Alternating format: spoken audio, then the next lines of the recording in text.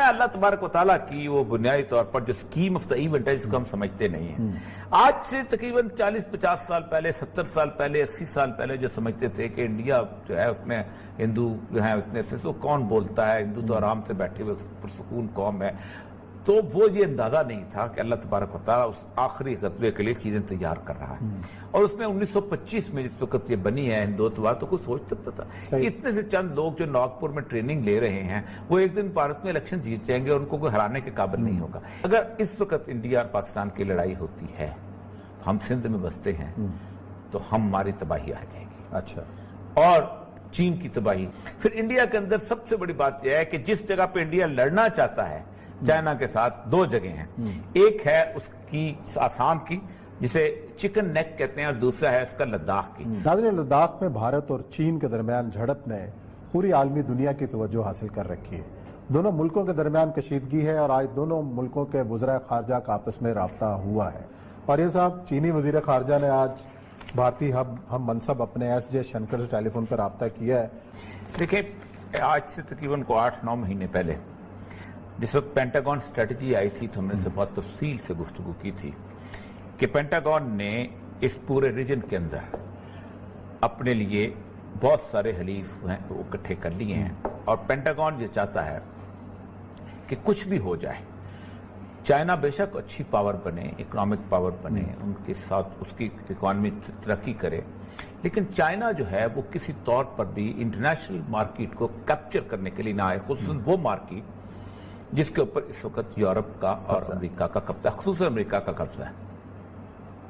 Europe کے ساتھ China نے بہت بڑا اس کے بعد ہوا یہ کہ جب یہ پینٹاگون اسٹریٹجی آئی، اس میں سوائے پاکستان کے ہر ملک اس ریجن کے اندر موجود تھا. ایک پاکستان نہیں تھا اور ایک چائنا نہیں. صحیح. انہوں نے کہا کہ ہم نے کنٹینمنٹ آف چائنا کرنی ہے، اور یہ پالیسی جو ہے 2012 آنورڈ سے چلی آ رہی ہے، اور ہم بہت دفعہ ڈسکس کر چکے ہیں. لیکن نومبر کے اندر ایک پینٹاگون اسٹریٹجی آئی ہمارے، کیا انہوں نے کرنا کیا ہے. اور آپ دیکھیں کہ اس پورے ریجن کے اندر 3,70,000 امریکی افواج جو ہیں وہ وہاں پر موجود ہیں، اور امریکہ نے کہا کہ یہ افواج کم ہیں، ہم چاہیں گے کہ ہمارے پارٹنر جن میں انڈیا ہے، جن میں بنگلہ دیش ہے، ان میں اور جاپان ہے، یہ بھی ہمیں کچھ فوجی دیں تاکہ ہم اس کے اندر اس کو رکھیں.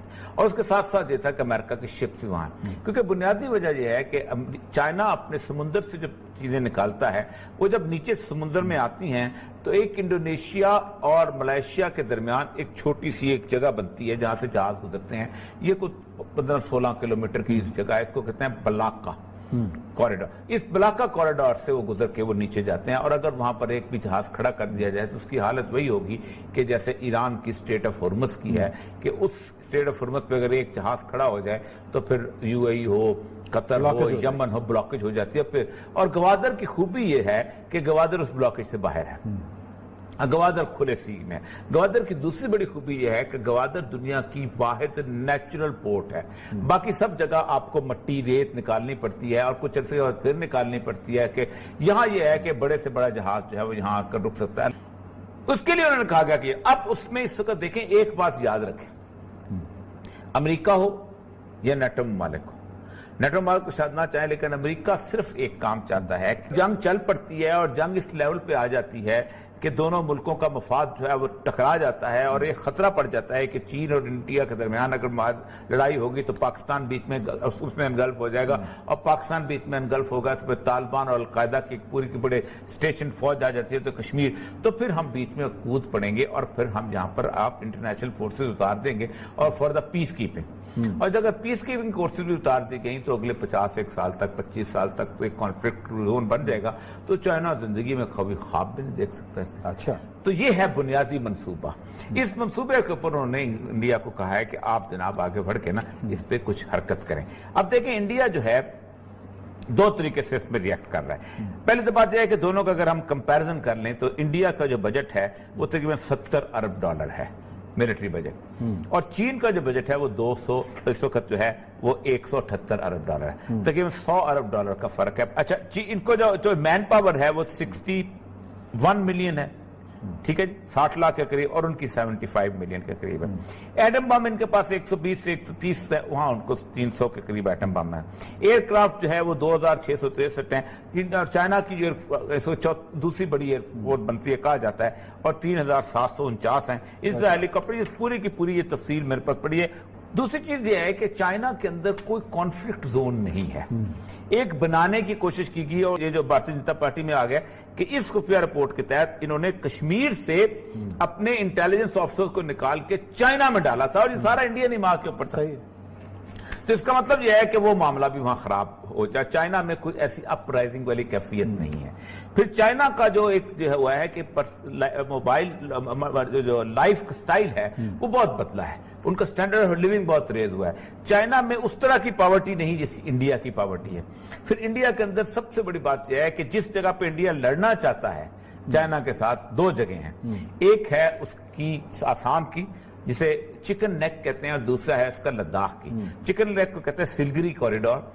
وہ ہے بیسیکلی نیپال، بنگلہ دیش، بھوٹان، اور اس کے بعد اس کے علاقے کے درمیان ایک باریک سی پٹی بنتی ہے. آپ اوپر جائیں نا تو وہ پٹی کو 24 کلومیٹر کی پٹی ہے، اور اس 24 کلومیٹر کی پٹی کو اگر بند کر دیا جائے تو انڈیا کی 7 ریاستیں ایسی ہیں جو انڈیا سے کٹ جائیں. لیکن یہ جو سارے جو اعداد و شمار ہیں ارد گرد کے بھارت کے جو تمام ملک ہیں بھارت کے خلاف. اچھا، اب ہوا یہ ہے کہ جب انڈیا نے پنگے لینے شروع کیے، ہوا یہ ہے کہ انڈیا صرف وہاں پر جا کے وہاں اپنی کارروائی آگے کرنا، کیونکہ ظاہر بات ہے انڈیا سڑک بنائی اس نے نیپال میں جا کے جس میں رولا مچا. نیپال کے تو وہ والا تھا نا، وہ کیا نام ہے بڑی فیمس جو ہے، کالا پانی.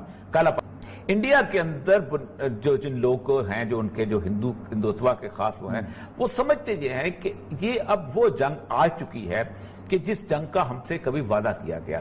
اور یہ وہ جنگ ہے جس میں ہنومان جی بھی آئیں گے، اور یہ جنگ جس میں گنیش بھی آئیں گے، اور یہ جنگ ہے جس میں سارے اوتار اتریں گے، یہ اوتار ہمارے ساتھ مدد کریں گے، اور ہم اپنی سرزمین کو پاک کر لیں گے. ایک میں اللہ تبارک و تعالیٰ کی وہ بنیادی طور پر جو اسکیم آف دا ایونٹ ہے جس کو ہم سمجھتے نہیں ہیں. آج سے تقریباً 40-50 سال پہلے، 70 سال پہلے، 80 سال پہلے جو سمجھتے تھے کہ انڈیا جو ہے اس میں ہندو جو ہے اتنے سے کون بولتا ہے، ہندو تو آرام سے بیٹھے ہوئے پرسکون قوم ہے. تو وہ یہ اندازہ نہیں تھا کہ اللہ تبارک و تعالیٰ اس آخری غزوے کے لیے چیزیں تیار کر رہا ہے.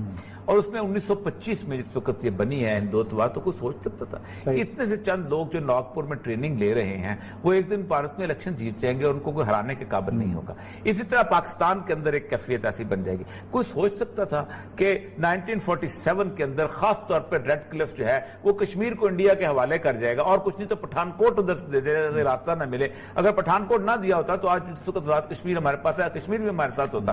تو یہ ساری اسکیم آف دا ایونٹ جو ہے اس مالک کائنات جو ہے وہ بن رہا تھا. اس تقدیر کے ایونٹ میں ہونا کیا ہے میں آخر بتا دوں. اس میں پاکستان کو بہت ہوشیار رہنا چاہیے. اچھا. اور اس جنگ سے بالکل دور رہنا چاہیے. دور رہنا چاہیے، بالکل دور رہنا. اس کی ایک وجہ، اور اگر جنگ مسلط ہو گئی، نہیں مسلط 10 دن میں جو لائن آف کنٹرول بس اس کی ایک وجہ یہ ہے کہ میں یہ سمجھتا ہوں جو رسول اللہ صلی اللہ علیہ وسلم کی حدیث ہیں کہ خراب السند من الہند و خراب الہند من السند، کہ اگر اس وقت انڈیا اور پاکستان کی لڑائی ہوتی ہے تو ہم سندھ میں بستے ہیں تو ہماری تباہی آ جائے گی. اچھا. اور چین کی تباہی